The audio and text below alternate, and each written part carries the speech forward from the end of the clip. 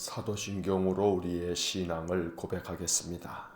나는 전능하신 아버지 하나님 천지의 창조주를 믿습니다. 나는 그의 유일하신 아들 우리 주 예수 그리스도를 믿습니다.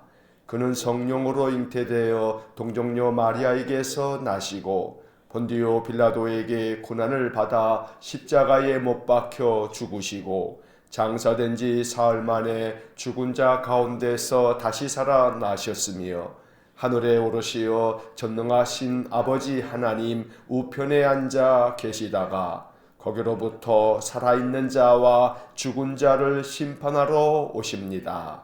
나는 성령을 믿으며 거룩한 공교회와 성도의 교제와 죄를 용서받는 것과 몸의 부활과 영생을 믿습니다. 아멘. 오늘 아침 우리에게 주시는 하나님 말씀은 창세기 12장 10절부터 20절까지의 말씀입니다. 창세기 12장 10절부터 20절까지의 말씀을 우리 함께 읽겠습니다. 그 땅에 기근이 들었으므로 아브람이 애굽에 거류하려고 그리로 내려갔으니 이는 그 땅에 기근이 심하였습니다. 그가 애굽에 가까이 이르렀을 때에 그의 아내 사레에게 말하되 내가 알기에 그대는 아리따운 여인이라. 애굽 사람이 그대를 볼 때에 이르기를 이는 그의 아내라 하여 나는 죽이고 그대는 살리리니 원하건대 그대는 나의 누이라 하라. 그러면 내가 그대로 말미암아 안전하고 내 목숨이 그대로 말미암아 보존되리라 하니라. 아브라함이 애굽에 이르렀을 때에 애굽 사람들이 그 여인이 심히 아리따움을 보았고 바로의 고관들도 그를 보고 바로 앞에서 칭찬하므로 그 여인을 바로의 궁으로 이끌어 들인지라. 이에 바로가 그로 말미암아 아브라함을 후대함으로 아브라함이 양과 소와 노비와 암수 나귀와 낙타를 얻었더라. 여호와께서 아브라함의 아내 사레의 일로 바로와 그 집에 큰 재앙을 내리신지라.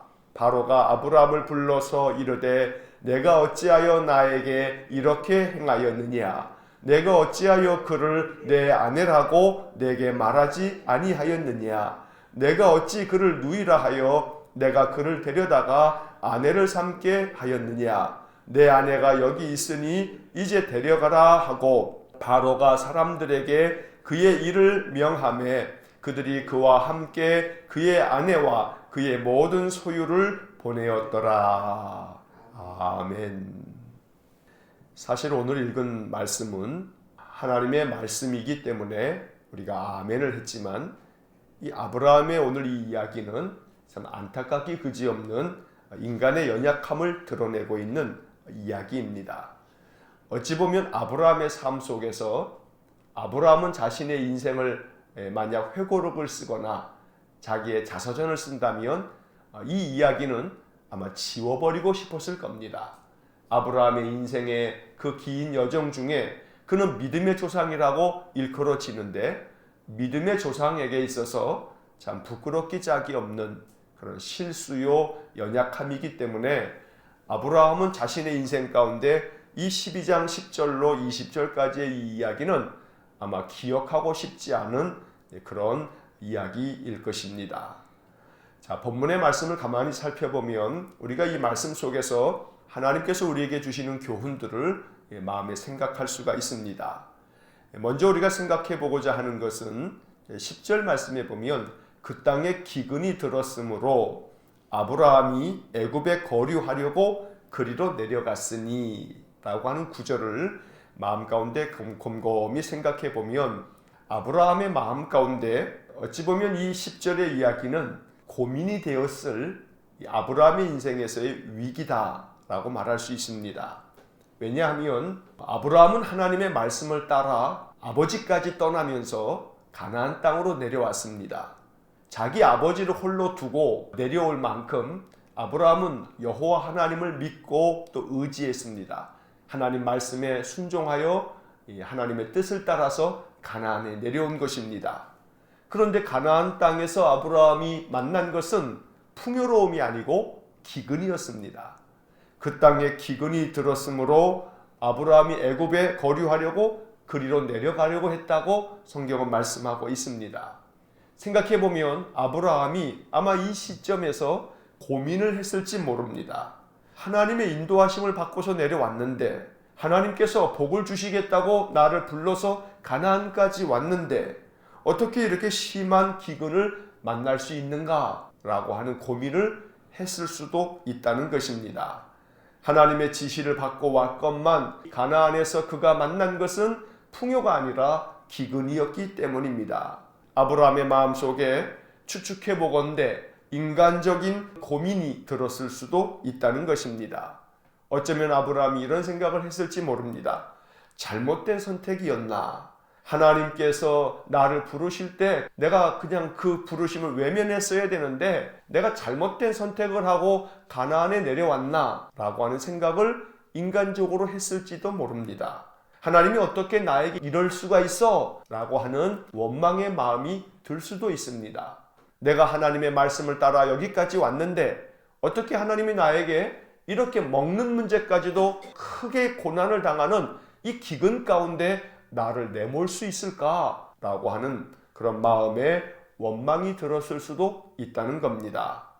우리가 가만히 우리 자신을 생각해 보면 연약한 우리들도 어떠한 큰 위기를 만나게 되거나 위험 가운데 빠지거나 혹은 우리의 인생의 삶에 많은 환난을 당하게 된다면 내가 하나님을 지금까지 이렇게 열심히 섬겼는데, 내가 지금까지 하나님을 위해서 내가 이렇게 힘써 왔는데 어떻게 하나님이 이러실 수가 있어? 라고 하는 생각을 우리가 할 수도 있겠다는 겁니다. 어쩌면 아브라함도 그런 마음이 들었을지 모릅니다. 결국 아브라함은 많은 고심을 했습니다. 하나님이 약속의 땅이라고 보낸 곳은 가나안이었는데 이 가나안을 떠나서 이제 애굽에 거류하려고 그리로 내려가기로 결정을 했다는 것입니다. 하나님께서 약속하신 땅을 떠나 이제 애굽 땅으로 내려가려고 하는 이런 결정을 내릴 때까지는 아브라함이 많은 생각을 했을 것이 분명합니다. 애굽에는 나일강이 흐릅니다. 가나안 땅에는 이렇게 기근이 찾아왔지만 나일 강변은 아주 비옥한 땅이었기 때문에 온갖 곡식들이 잘 자라나는 풍요의 땅이었고 어느 것 하나 부족함이 없는 땅이 애굽이었던 것입니다. 그래서 결국 아브라함은 하나님께서 약속하신 그 땅 가나안을 떠나서 애굽으로 내려가기로 결정하는 것입니다. 그러나 그 결정이 또 다른 화를 불러일으킨다는 것을 아브라함은 그때까지만 하더라도 생각지 못했을 것입니다. 그저 자기의 생각, 자기의 판단대로 애굽에 내려가면 사람들이 그러는데 비옥한 저 나일 강변에서 풍요롭게 먹고 산다고 하는군 하는 생각 속에서 아브라함은 애굽으로 내려갔을 것입니다. 그런데 우리가 이 성경의 이야기를 알고 있기에 결국 이 판단이 아브라함의 삶에 또 다른 위기를 자초했다는 것을 우리가 깨닫게 됩니다. 이렇게 아브라함은 자신의 아내 사레를 데리고 애굽으로 내려갑니다. 11절 말씀에 보면 그가 애굽에 가까이 이르렀을 때에 자기 아내 사레에게 이렇게 얘기합니다. 내가 알기에 그대는 아리따운 여인이라. 애굽 사람들이 그대를 본다면 나를 아마 죽이려고 할 거요. 그리고 그대는 살려둘 거요. 그러니 애굽에 내려가거든 사람들에게 그대는 나의 누이라고 이렇게 이야기합시다 라고 말하고 있습니다. 사실 사라가 이복 누이 동생이기 때문에 이 말이 전혀 틀린 것은 아닙니다. 고대 세계에서는 형제 간에 혹은 친척 간의 결혼이 그 당시에 관습적으로 허용되었기 때문에 그게 그렇게 큰 흉은 아니었습니다. 그럼에도 불구하고 자기의 이복 누이라 한다 할지라도 이제는 결혼을 하여 자기 아내가 된 사람인데 그 아내에게 당신은 나의 누이라고 이야기하자고 말하는 겁니다. 13절의 말씀에 보게 되면 아브라함이 이런 말도 덧붙입니다. 내가 그대로 말미암아 안전하고 내 목숨이 그대로 말미암아 보존되리라 라고 하는 말을 아내에게 말하고 있습니다. 이것이 아브라함의 연약함입니다. 위기 앞에서 어떤 선택을 할 것인가 라고 하는 문제를 오늘 성경은 우리에게 들려주고 있는 것입니다. 아브라함이 생각할 때에는 애굽에 내려가면 자기 아내 사레를 사람들이 너무나 예쁘다 보니 그를 취하기 위해서 남편인 자기를 죽일지도 모른다 라고 하는 두려운 마음을 아브라함이 가졌던 것입니다. 생각해보면 아브라함과 사레의 나이 차이가 10살입니다. 아브라함이 75세에 하란을 떠나 가나안으로 내려왔습니다. 그러면 아브라함이 75세니까 사라가 65세입니다. 그러면 지금 우리 생각하기에는 아이고 65세의 이 나이를 뭐이 그렇게 예쁘다고 할까라고 생각합니다만 그 당시의 시점으로 보면 그렇지가 않습니다. 왜냐하면 아브라함의 아내 사레가 127세에 죽었습니다.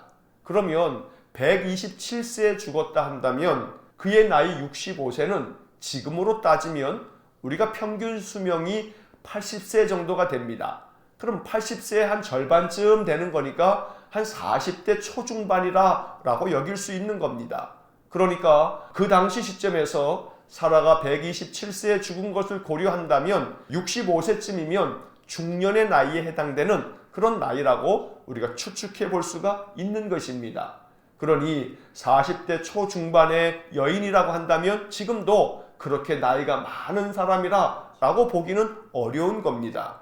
그러니 아브라함이 자기 아내를 보면서 당신은 아리따운 여인이어서 애굽 사람들이 당신을 취하기 위해서 나를 죽일지도 모르니 당신은 나의 누이라고 합시다 라고 하는 이야기는 그저 인간적인 생각으로는 그럴 수도 있겠다 라고 하는 생각을 할 수도 있습니다. 그러나 문제는 오늘 이 본문의 이야기를 보면 13절에서 아브라함이 사레에게 하는 이 이야기에 문제가 있습니다. 내가 그대로 말미암아 안전하고 내 목숨이 그대로 말미암아 보존되리라 라고 말하고 있습니다.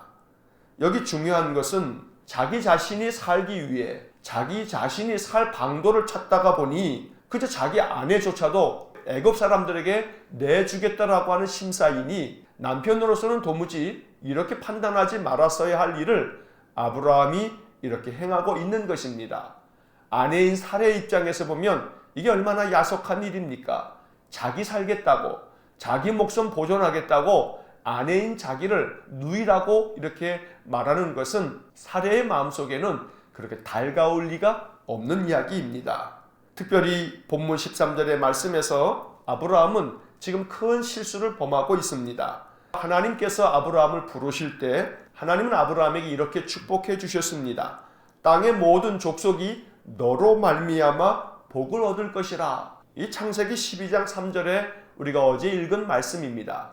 너로 말미암아 땅의 모든 족속이 복을 얻을 것이라 라고 이야기했는데, 그런데 아브라함은 오히려 이 13절 말씀에서 그대로 말미암아 내가 안전하고 그대로 말미암아 내 목숨이 보존되리라 라고 이야기를 하고 있는 것입니다. 위기의 순간에 빠진 아브라함이 이렇게 선택하고 있는 이러한 결정은 그것이 하나님께로부터 온 것이 아님을 우리가 생각하게 되는 것입니다. 기근이 들었다 하여도 그때 아브라함은 하나님께 물었어야 합니다. 또 설사 애굽에 내려가는 중이라 할지라도 애굽에 내려가면 어찌하나 하나님께 물었어야 합니다. 그러나 하나님께 묻기보다는 아브라함은 자기의 판단대로, 자기의 생각대로 이렇게 애굽에 내려가면 내 생명을 보존하기 위해서 당신은 나의 누이라고 하자고 할 만큼 그는 하나님께 의지하고 하나님의 뜻을 구하기보다는 자기 판단과 자기 생각대로 이렇게 판단하고 결정하고 행동하고 있는 것입니다. 결국 이것이 또 다른 화를 불러오는 안타까움을 우리가 이 성경에서 보게 됩니다. 이렇게 아내에게 이야기를 한 후 아브라함과 사레는 애굽으로 내려갑니다. 이제 애굽에 당도하자 애굽 사람들은 아브라함의 아내를 보면서 그 아내가 심히 아리따움을 보고 바로의 고관들도 아브라함의 아내 사레를 보면서 참 아름답다고 자기 왕에게 칭찬을 앞다투어합니다. 그러다 보니 바로는 아브라함의 아내 사레를 자기의 후궁으로 삼고자 둥으로 그를 데려갑니다. 그리고 바로는 사레를 데려가면서 아브라함을 매우 후대하면서 그에게 양과 소와 노비들과 또 나귀와 또 낙타들을 주었던 것입니다. 아브라함은 한때 이런 생각을 했을지 모릅니다. 자기 아내로 말미암아 내가 이렇게 사는구나 생각할지 모릅니다. 그러나 또 한편 사례의 입장에서 보면 참 야속하기 그지없는 그런 남편입니다. 결국은 자기를 팔아서 제 목숨은 살고 자기는 바로의 후궁으로 이제 들어갈 판이 되었으니 사례의 마음이 얼마나 많은 그런 속상함이 있었을 거며 또 마음의 괴로움이 있었겠습니까? 결국 아브라함의 이러한 선택과 결정은 크나큰 실수요 또한 잘못이었음을 우리가 보게 됩니다. 한편 이러한 이야기들은 우리에게 깊은 깨달음을 줍니다. 믿음의 조상이라고 하는 아브라함이 처음부터 믿음이 대단했던 것이 아닙니다. 믿음의 조상이었던 아브라함이 처음부터 하나님이 부르실 때부터 믿음의 완성자가 아니었다는 겁니다. 그는 처음에는 이렇게 연약함이 있고 실수가 있고 잘못이 있는 우리와 별반 다를 바가 없는 그러한 사람이었던 겁니다. 그러나 이러한 실수를 겪고 이러한 잘못을 행하면서 아브라함이 하나씩 깨닫게 되어지면서 더 큰 믿음으로 성장해 갔고 그래서 결국 나중에는 믿음의 조상이라고 하는 이름까지 얻게 되었던 것입니다. 그러니 오늘 본문의 말씀을 보면서 아브라함의 이 행하는 모든 일들이 안타깝기 그지없지만 아브라함이 우리와 별로 다를 것이 없구나 라고 하는 것이 우리에게 큰 위안이 되기도 합니다. 아브라함도 실수하고 아브라함도 잘못을 하고 아브라함도 하나님 앞에서 이렇게 패역한 일을 행하는 것을 볼 때 우리도 역시 마찬가지이기 때문에 우리가 연약하다 할지라도 이제 하나님께서 우리의 믿음을 더욱더 강건하게 만드시고 더욱 성숙되게 만드시고 우리의 믿음의 발전을 이루어 주실 줄로 믿습니다. 아브라함의 선택으로 말미암아 사레가 바로의 궁으로 들어가게 되었을 때에 하나님께서 이 사레의 일로 말미암아 바로와 그의 집에 큰 재앙을 내리십니다. 17절에 그러한 말씀이 기록되어져 있습니다. 바로는 아닌 밤중의 홍두깨처럼 큰 재앙을 당하게 됩니다. 그저 아브라함이 자기 아내를 누이라고 분명히 했기 때문에 바로의 입장에서는 억울하기 짝이 없습니다. 좀 전에 말씀드린 것처럼 땅의 모든 족속이 너로 말미암아 복을 얻을 것이라 하나님 말씀해 주셨는데 아브라함으로 말미암아 복을 얻은 게 아니라 바로는 큰 재앙을 당해야만 했던 것입니다. 그것이 어떠한 재앙이었는지는 우리는 알 수는 없습니다. 그러나 바로의 집이 큰 재앙을 당하고 바로는 이것이 사례의 일 때문인 것을 알게 되어서 이제 아브라함을 불러서 그를 책망하게 됩니다. 본문의 18절 말씀과 19절의 말씀에 보면 내가 어찌하여 나에게 이렇게 행하였느냐 내가 어찌하여 그를 내 아내라고 내게 말하지 아니하였느냐 내가 어찌 그를 누이라 하여 내가 그를 데려다가 아내를 삼게 하였느냐 이렇게 이야기합니다. 여기 말씀을 보게 되면 3번이나 바로가 아브라함을 책망하고 있는 이야기를 듣게 되는 겁니다. 내가 어찌하여 내가 어찌 이렇게 행했느냐고 바로는 아브라함을 책망하고 있습니다. 하나님을 섬기는 신실한 사람 아브라함이 그저 이방신들을 섬길 뿐인 바로에게 책망을 듣고 있는 것입니다. 이것이 얼마나 안타까운 일인지 모릅니다. 하나님께서 개입해 주셨기에 사레가 바로의 후궁이 되지 않았을 뿐 그대로 두었으면 사레는 아브라함의 아내가 아닌 이제 바로의 후궁이 될 판이었던 것입니다. 그런데 하나님께서 그 가운데 역사해 주셨고 개입해 주셨습니다. 바로의 집에 큰 재앙을 내리심으로 말미암아 이 아브라함의 잘못된 선택이 잘못된 결과를 초래하지 않도록 하나님께서 개입해 주셨고 역사해 주셨던 것입니다. 그런데 그 일로 말미암아 아브라함은 바로에게 책망을 들을 수밖에 없었던 것입니다. 그런데 오늘 본문의 말씀을 가만히 살펴보면 바로가 아브라함을 3번이나 호되게 책망하고 있는데 아브라함은 한마디 말도 못합니다. 바로의 책망을 그냥 고스란히 아브라함은 들을 수밖에 없습니다. 소위 말해 유구무원입니다. 이분이 있어도 할 말이 없었던 겁니다. 아브라함은 이 바로 앞에서 아무런 말도 어떤 변명도 하지 못하였던 것입니다. 결국 바로는 사례를 다시금 돌려보내면서 그들을 내보내게 됩니다. 사실 이 이야기는 아까 말씀드린 것처럼 아브라함의 인생에서 기억하고 싶지 않은 이야기일 것입니다. 그런데 이 아브라함의 이야기는 우리에게 깊은 영적 교훈을 줍니다. 첫째, 우리는 이 본문의 말씀에서 자기의 명철을 의지하지 말아야 된다. 자기 지혜, 자기 지식을 의지하지 말아야 한다는 것을 우리 마음 가운데 깊이 깨달아야 합니다. 잠언 3장 6절 말씀에 하나님께서 이렇게 말씀합니다. 너는 범사에 그를 인정하라. 그리하면 내 길을 지도하시리라. 아브라함이 변함없이 하나님을 인정하고 하나님만을 의지하며 하나님께 물었다면 이런 판단을 하지 않았을 거고 이런 행동을 하지 않았을 겁니다. 그러나 하나님을 온전한 마음으로 신뢰하는 마음이 아브라함에게 아직 부족했기 때문에 결국 이러한 어려움을 자초하고 말았던 것입니다.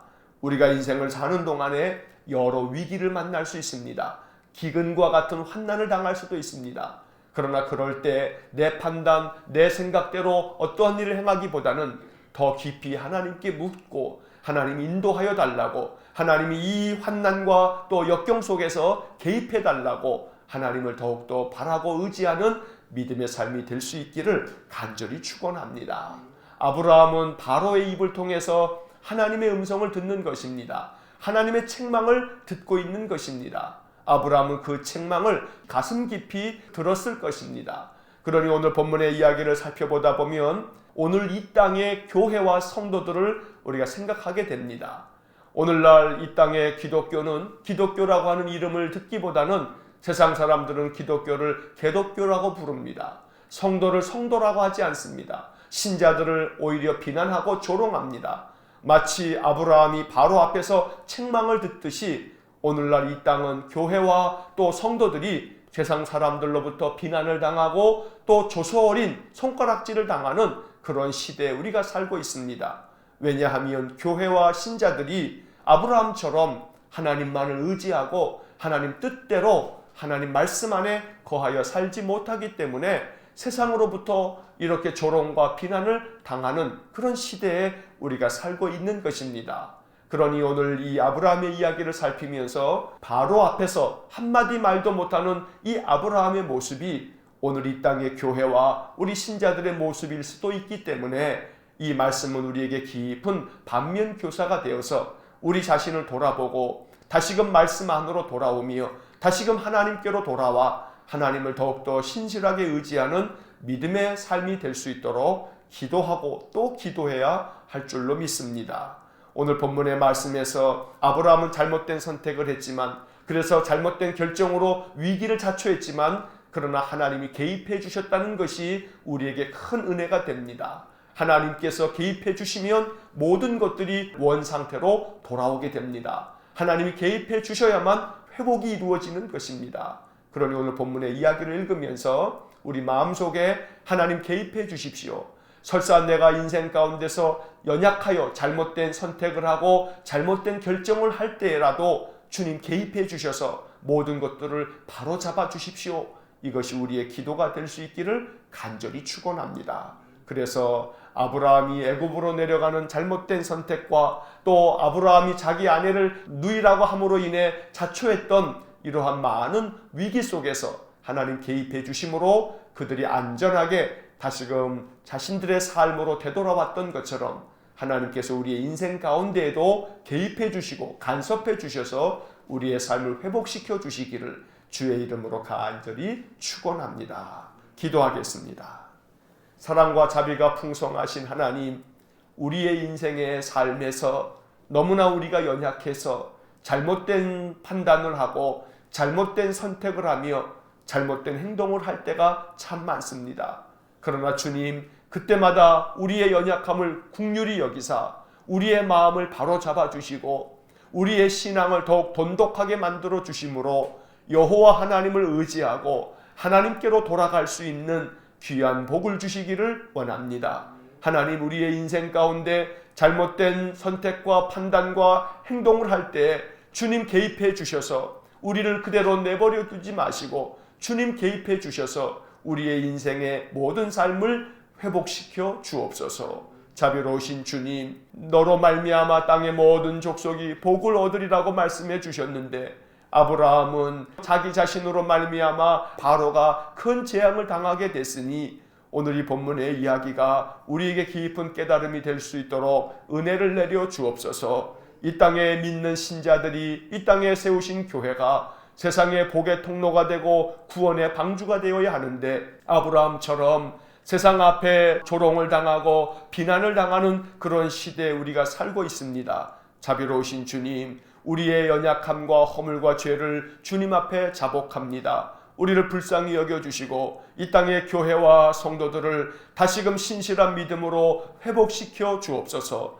세상 사람들이 참으로 존경에 맞지 않는 그러한 삶과 신앙을 가지고 살아갈 수 있도록 우리를 회복시켜 주옵소서. 오늘 이 성경의 말씀들이 우리에게 깊은 깨달음이 될 수 있도록 성령께서 우리의 마음에 감동을 주시고 이 말씀을 통해서 우리가 무엇을 기도해야 할지 깨닫게 하여 주옵소서. 모든 것을 다 주님께 의탁합니다. 우리의 모든 인생의 삶 속에 하나님 간섭하여 주시고 개입하여 주심으로 우리의 삶을 고쳐주시고 회복시켜 주시기를 간절히 원하며 예수님 이름으로 기도하옵나이다. 아멘. 우리 구주 예수 그리스도의 은혜와 하나님 아버지의 극진하신 사랑과 성령의 교통하심이 모든 인생의 삶을 하나님께 의지하고 하나님께 묻고 하나님을 바라보면서 늘 인생의 삶을 살아가기를 소원하는